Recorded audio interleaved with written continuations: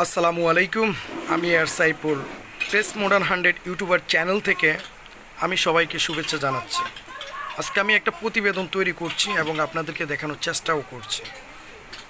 যাকে আপনারা আমার ভিডিও ফুটেজের মধ্যে দেখতে পাচ্ছেন তিনি হচ্ছেন ঝুমুর, পিতা মৃত আনসার ব্যাপারী, মাতা সাফিয়া বেগম, গ্রাম মুন্ডুফাশা মাঝির বাড়িতে বর্তমানে তা থাকা হয়। তার পুরান বাড়ি ব্যাপারী বাড়ি, মসজিদ কাছাকাছি দক্ষিণ পাশে, পোস্ট অফিস শিকারপুর, থানা উজিরপুর, জেলা বরিশাল। স্বামীর নাম হচ্ছে আরিফ, তার আরেকটি নাম তার গ্রামে জানে হারিসুল। সে হচ্ছে একজন মিশুক ড্রাইভার। এই এলাকার চেয়ারম্যান হচ্ছে অটো ড্রাইভার। এই এলাকার চেয়ারম্যান হচ্ছে নজরুল মাঝি, মেম্বার হচ্ছে ইকবাল। এবং ঝুমুরের দুজন মামা রয়েছেন, বড় মামার লতিফ, ছোট মামারও শেখ। এবং তাদের গোষ্ঠীটার নাম হচ্ছে ব্যাপারী, নাকি? আমার মামারা ব্যাপারী গোষ্ঠী। কি গোষ্ঠী? সর্দার গোষ্ঠী। রশিদের ছেলে, বড় মামার ছেলে সুমন, সে দুঃখিত, ছোট মামার ছেলে সুমন, সে ঝুমুরকে অনেক ধরনের খারাপ প্রস্তাব দিত, বিভিন্ন ধরনের। বড় মামার মারছে ছোট মামার ছেলে, আর বড় মামা মারছে। বড় মামা মারছে।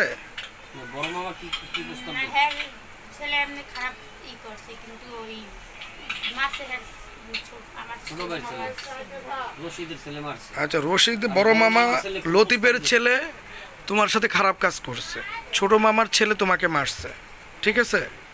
হ্যাঁ, বড় মামার ছেলে যে খারাপ কাজটা করছে তার নামটা কি? শকত। শকত। আসসালামু আলাইকুম। তো আজকে আমি এমন একটি বিষয় আপনাদেরকে উপস্থাপন করছি। এই ঝুমুর আজকে 5 দিন ঢাকা শহরে এসেছেন, কিন্তু ঝুমুর একজন অসহায় হতদরিদ্র হয়ে পড়েছে, নিজেকে এখন আর কন্ট্রোল করতে পারছে না, যার কারণে অত্যাচারিত হয়ে নিজে তার গ্রাম বাংলার মুফস্সলে ছেড়ে দিয়ে আজকে ঢাকা শহরের মহাখালীর জায়গা বেছে নিয়েছে। তো এখানে কেউ কারো না। বর্তমান ঢাকা শহরের পাশের ঘরে কিভাবে চলছে, হ্যাঁ, সেটাও একজনের খেয়াল করতে পারে না। যার যার ইয়ানফসি নিয়ে সে তার সংসার ধর্ম নিয়ে বেঁচে থাকতেছে, অন্যের খোঁজখবর নেওয়ার প্রয়োজন হচ্ছে না। তারপরেও আমি একজন জাতির বিবেক, মহান পেশায় নিবেদিত প্রাণ, সেহেতু তাকে দেখেছিলাম মহাখালী ওয়ারলেস গেট বৈশাখী টেলিভিশনের ঠিক বিপরীত পাশে হচ্ছে একটি পার্ক। সেই পার্কে বসা অবস্থায় সিটি কর্পোরেশনের যারা মহিলা মৈত্রী যারা কাজ করে থাকে একনিষ্ঠ, ঠিক তাদের পাশাপাশি তাকে বসতে দেখেছিলাম। তার গালে হাত দিয়ে সে বসেছিল। সেখান থেকে অনেক নারী তাকে প্রশ্ন করছে, কোথায় থেকে এসেছো, কোথায় তোমার বাড়িঘর। সেখান থেকে কিছু জিনিস আমি দেখানোর চেষ্টা করেছিলাম আমার আগের ফুটেজের মধ্যে। আজকে দ্বিতীয় ফুটেজটা আপনাদেরকে দেখানোর চেষ্টা করছি। এবং এই জায়গার চৌকিদার হচ্ছে গ্রাম পুলিশ অর্থাৎ আব্দুর রব, এবং তার 2টি সন্তান রয়েছে। তার বড় মেয়ে, তার নাম হচ্ছে রিয়া, ডাক নাম হচ্ছে মণি। তার একটা ছেলে রয়েছে, ছেলের নাম হচ্ছে ইব্রাহিম।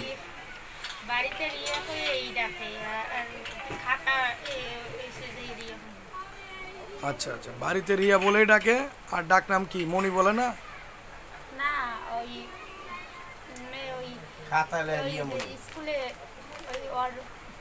টিকা কার্ডে বলছেন রিয়া, টিকা কার্ডে হচ্ছে রিয়া, আর আপনি রিয়া, আর আপনি নাম রাখছেন মণি।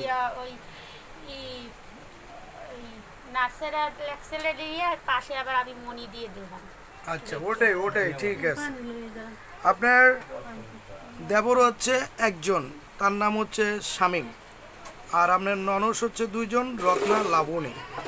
আপনার জামাইয়ের বাড়ি হচ্ছে দিনাজপুর চরকাই অথবা বিরামপুর গ্রামস্থ, নাকি?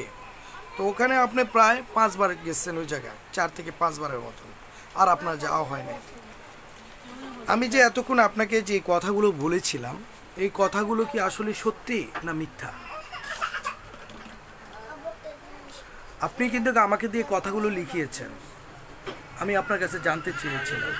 এখন যে কথাগুলো আমি আপনার কাছে বলেছি, হ্যাঁ, এই কথাগুলো কি সত্য না মিথ্যা বলেন?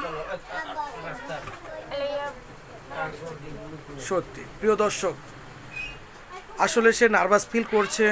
আসলে সে আমাকে ঠিকানাটা দিতে গিয়ে সে বলতেছে কি আপনি কি কোনো আমার ক্ষতি করবেন? তা আমি বললাম যদি ক্ষতিই করতাম তাহলে আমি একজনের কেন আশ্রিত একটা জায়গায় আপনাকে থাকার জন্য জায়গা করে দিলাম, অথবা আমি যদি ক্ষতিই করতাম তাহলে গতকালকে কেন আপনাকে টাকা উত্তোলন করে দিলাম কিছু খাওয়ার জন্য। যদি ক্ষতিই করতাম তাহলে কেন আপনার ভিডিওটা এতগুলো পাবলিক প্লেসে আপনার এটা করতে গেলাম। তো আজকে আমি আপনার এই ঠিকানা আপনার এগুলো রাখার একটাই কারণ, ঢাকা শহরে অনেক মানুষই বিপদগামী হয়ে আসে, অনেক মানুষই মুসাফির হয়ে আসে। তো দেখা যায় অনেক মুসাফির ভালো মানুষ হিসেবে অনেক ভালো মানুষ তাকে সহযোগিতা করে। এই সহযোগিতা করতে গিয়ে অনেকেই বিভিন্ন ধরনের বিপদাপন্ন পড়ে, যার জন্যেই আমি ওনার ঠিকানা এবং তার গ্রাম বাংলার মুফস্সলের চেয়ারম্যান মেম্বার এবং গ্রাম পুলিশ টহলদার এবং তার পিতা মাতা এবং তার হাজব্যান্ড এবং তার সন্তানাদির এবং তার মামাদের মানে অর্থাৎ গাতিগোষ্ঠী তাদের সম্পর্কে কিছু জেনে নিলাম। কারণ এই জন্যই নিয়েছি, হয়তো বা আজকে সে এখান থেকে চলে গেলে আগামীকালকে তাকে সদরঘাটে পৌঁছে দেওয়া হবে, সে তার গ্রামের গন্তব্যের গন্তব্যে পৌঁছার জন্য। সেই জায়গায় গিয়ে যেন সে উল্টাপাল্টা না বলতে পারে। আমরা কিন্তু লক্ষ্য করে দেখেছি তার হাতে কিন্তু মারধরের অত্যাচারিত কিছু জিনিস রয়েছে এবং তার মুখ থেকে আরও কিছু বিষয় শুনেছি। তার বাবা যখন জীবন দশায় অর্থাৎ জীবিত ছিলেন, বিগত আজ থেকে 6 বছর আগেও তার বাবা তাকে নিয়ে থাকা হইতো তাদের বাসাবো খিলগাঁওতে নন্দিনী পাড়া।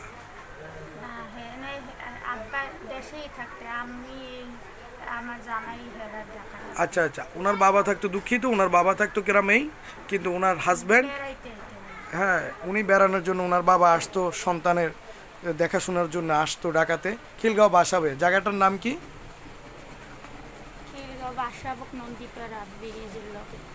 খিলগাঁও বাসাবো নন্দিনী পাড়া, নন্দীপাড়া, ঠিক ব্রিজের সংলগ্নই। তো সে আমাকে এখানে আরেকটি কথা বলেছে, মানুষ কতটুকু বিবেকহীন হতে পারে। তার শারীরিক একটু অসুস্থতা ছিল, সেখানে একজন ডাক্তারের কাছে তার শারীরিক ট্রিটমেন্ট নেওয়ার জন্য গিয়েছিল। সেই ডাক্তারও তাকে অর্থাৎ চেক আপ করতে গিয়ে তাকে নষ্ট করে দিয়েছে। এবং সেই ডাক্তারকে তুমি কিছু বলো নাই, আর প্রতিবাদ জানাও নাই যে আপনি কেন আমার এত বড় ক্ষতি করলেন? বুঝো নাই।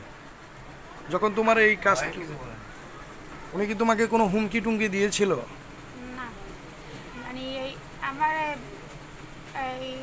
যাইতে কইছে, পরে আসে আমি গেছি, পরে আসে আমি মানে যে জায়গায় আমি আসছিলাম ওই জায়গায় দিয়ে মানে এরপরে সে বইতে কইছিল বইছি কইছি, পরে এরপরে আসে ওই ডাক্তারে মানে তার চেম্বারে নিয়ে গেছে, তার রুমে নিয়ে গেছে ওই ডাক্তারখানায়।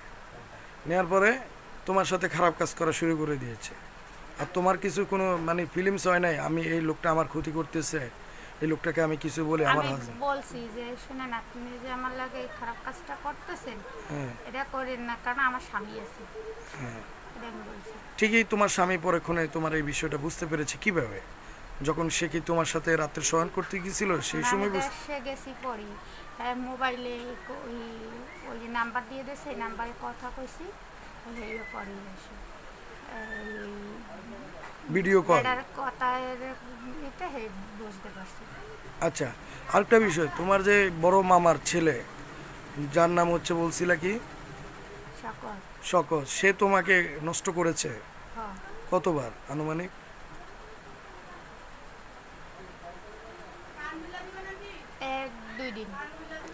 এক দুই দিন। তো তুমি কি তার প্রতি কোনো প্রতিবাদ জানাও নাই? আমি ওইভাবে বুঝি নাই। ওর প্রথম এই গাড়ি চালানোতে আইয়া মাগদার পানি চেয়েছে, এরকম সেরকম অনেক মোবাইলের মাধ্যমে খালি মোবাইল ফোন করতো, আর এই ফোনে এই হতো ওই মানে কীভাবে ও ফোন দিয়ে মিষ্টি কথা কইয়া মানে কীভাবে কয়দিনের মধ্যে মানে কীরকম যে করিয়া লাগছে আমি নিজে বলতে পারি না। আচ্ছা, এক আর প্রকার বুঝতে পারি। তোমাকে কি ব্ল্যাকমেইল করেছিল? তোমার কোনো ভিডিও টিডিও এরকম করেছিল, ছবি টবি উঠেছিল তোমাকে খারাপভাবে? না আমি ছবি উড়ে নেই। ছবি উঠে নেই? না এই তোমাকে ভিডিও কলে কথা বলতো নাকি তোমার এই ওই না আমাকে ওই বাটন মোবাইল আছে। বাটন মোবাইলে? অর্থাৎ বার সেটগুলোতে তোমাকে মোবাইলে কন্ট্যাক্ট করে মিষ্টি মিষ্টি ভুলভালা কথা বইলা তোমার ব্ল্যাকমেইল করেছে এরকম? হ্যাঁ আর হ্যাঁ যেমন কিরকম কিরকম তোমাকে ভয় দেখাইছে কোনো রকম?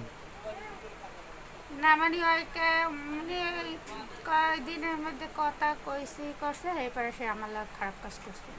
আর তা আমি এবার ও প্রথমেই করছে পরে আমি করতে চাইছি না করতে চাইছি পরে ওই জোর করে এরপরে সে এই করছে। তখন কি তোমার পাশে তোমার মা ছিল না? না মা আসলে না, মা আসলে ওই সাইডে, কিন্তু এরপরে সে মা আমার দেখছে দেখে আমার জিজ্ঞেস পরে আমি দিশে বিষে নাবি আমি কোরআন শরীফ হাত দিয়েছি কি মা হনো তুমি বিশ্বাস করবে না কিন্তু মোর কোনো দোষ নাই, দোষ ওর, ও জোর করে আমার লগে আইয়া এই কাজটা করছে। আর এই লই আবার মেম্বার আসলে কালাম চেয়ারম্যান আছে, কালাম চেয়ারম্যান এই লই আমার বাপে এই লই অনেক যুদ্ধ করছে, কইছে যে আমার ছেলে আমার মেয়ের লগে এইরকম ই করছে। কালাম চেয়ারম্যান আমার বাপের গালাগালি তুলে তুলি অনেক করছে, অনেক গালাগালি তুলে তুলি করছে, মানে অনেক রকমের ই বিচ্ছিরি বা আমার আমু আমার বাপের কান ফাড়াই হেলাইবে, অমুক করবে সমুক করবে, অনেক কিছু করছে। এলইয়া এমনকি এই জায়গা আমার মায়ের যে জায়গা পাইতে বাপের বাড়ি এই জায়গা বড় বাইরে না দিয়ে যেদের ঠেলা আমার বাপে কইছে যে আমি তো গো খাওয়াবো না, আমি এখানে এই পাশে ছোটো মামুর এই জায়গার টাকা দিয়েছে, হাতে টাকা আছে 30,000 টাকা, এই 30,000 টাকা আনিয়ে এরপরে আমার বাপে আমার চিকিৎসা করে। প্রিয় দর্শক, আমরা যাকে আজকে দেখতে পেরেছি আজকে ভিডিও ফুটেজের মধ্যে, তাই সে কিন্তু অনেকভাবে লাঞ্ছিত বঞ্চিত হয়ে আছে। তার পিতা অনেক ক্যান্সার আমার বা মায় খালি তুলি কয় বাপের বাড়ি সম্পদ বেশি এনে তোরে আমি দেখাইছি খারাপ কাজ লাং জমাগি বাপার তুই লাং ধরতে গেছো তো লাং তোর এই অমুক সমুক দুনিয়াদারি গালাগালি তুলে তুলি। আর সংসারের মধ্যে এখনো এই মেয়ে ওখান কওয়া দিছে ছেলেও কওয়া দিছে, ওই কথাগুলো বলে মায়ের সব সময় হয় লাং জমাগি ছাড়া কোনো কথা কয় না। আচ্ছা, মানে আপনার মা আপনাকে এখনো আগের সাবেক কথাগুলো বলে খোঁচা দেয়, হ্যাঁ এগুলো বলে বলে অশান্তি করে না, আমার কোনো কাজ করা কাটায় আমি জিদ করে আমার অনেক গিনের কথা কইলে আমার গিন লাগে না, পরে এসে তো আমি মানে নিজে মেয়ে ছেলে ওরাও যদি কয় বুই রে। আপনার বড় ছেলের বয়স কত? 6 বছর। মেয়ের বয়স কত? মেয়ে তো বড় 16 বছর। 16 বছর। আচ্ছা, দুঃখজনক হচ্ছে যে তারা বড় হয়ে গেছে, তাদের সামনে যখন আপনার নিজের মা সাবেকে তার ভাই পুতের কথাগুলো বলে আপনাকে খোঁচা দিয়ে তখন আপনার এটা খুব কষ্ট লাগে, সেই জন্যই আপনি গ্রাম ছেড়েছেন? এই জন্যই বেশি কাজ আমার মাইয়ে কইছে যে বা বুইনেও কইছে সবসময় বুইনেও কইছে কয় তুমি এইরকম ও যে ভুল করছে নাইলে তুমি এইলে কেল খোঁড়া দাও আর এইলে কেল সমস্যা করো সংসারের মধ্যে অশান্তি করো, এই একটা ও এইরকমের সহ্য করা যায় না। আর তুমি যদি মাওই যদি এইরকমের অশান্তিকতার ওইরকমের বিশ্রী বিভিন্ন রকমের এরপরে সে তো মনে করেন এবার গালাগালি তুলে আমার বগ্নি পিতেছে হেরেও গালাগালি করে, হেরেও গালাগালি করে। প্রিয় দর্শক, আসলে যতটুকু জিনিস আমি বুঝতে পেরেছি সেইগুলোকে আজকে রেকর্ডবন্দি করলাম। এই গ্রাম বাংলার মুফস্বলী যে চেয়ারম্যান রয়েছে সাবেক কালাম চেয়ারম্যান এ অনেক খারাপ। এ কি এখন না? এখন কি উনি নাই? না এখন নাই, কিন্তু আগে আছে, আগে ছিল এই লোকের আগেই, মানে নজরুল মাঝির আগে এই কালাম চেয়ারম্যান ছিল। কত বছর আগের ঘটনা এটা? কালাম চেয়ারম্যান এই ঘটনাগুলো ঘটাইছে আনুমানিক কয় বছর আগে? এই 6-7 বছরের বেশি। 6-7 বছর কম হয় না বছর না, এর বেশি। এই মেয়ের বয়স 16 বছর না, তাই মেয়ের বয়স 1-1.5 বছর এই সময় থেকে নিয়ে এই ঝামেলাগুলো করছে। আর এইগুলো সব তার মানে প্রায় 15 বছরের ঘটনা। হয় 15-16 বছরের ঘটনা। ধন্যবাদ। আমি এই মেয়ে ওইসে মানে ওই 1-1.5 বছর বয়স হচ্ছে কোনে এই শুরু হয়ে গেছে ঘরের মধ্যে এই ক্যাপজাব হয়, এটা নিয়ে মাতামাতি ব্যাস। প্রিয় দর্শক, আসলে যে নারীর সাথে কথা বলেছি ঝুমুর কিন্তু তার কথাগুলো নিজে অনেক কষ্টে, আসলে তার কাছ থেকে গতকালকে থেকে আজকে পর্যন্ত যে কথাগুলো পাইনি সে আজকে কথাগুলো বলেছে তবে আমরা এগুলো উন্মোচন করার চেষ্টা করব। এগুলা এই নিয়ে মনে করেন একবার সে গ্রামবাসীরাও তো বলছে শুনছে না, হুম হেরা হেরা ঘোষণা করে না, হেরা কয় না, হেরাও তো কয়। হ্যাঁ পরে সে এরপরে আমি এবারে গ্রামবাসীরও গালাগালি করছি, এবারে মাঝে এবারে মারামারি হয়েছে এই পাশের ঘরে। ঠিক আছে প্রিয় দর্শক, আজকে যে আপুর সাথে কথা বলেছি তিনি আসলে অনেক অসহায় হতদরিদ্র হয়ে গেছে, কারণ তাকে এই ধরনের টর্চারিংগুলো সে মেনে নিতে পারে নাই দেখেই তিনি চলে এসেছেন এই ঢাকা শহরে।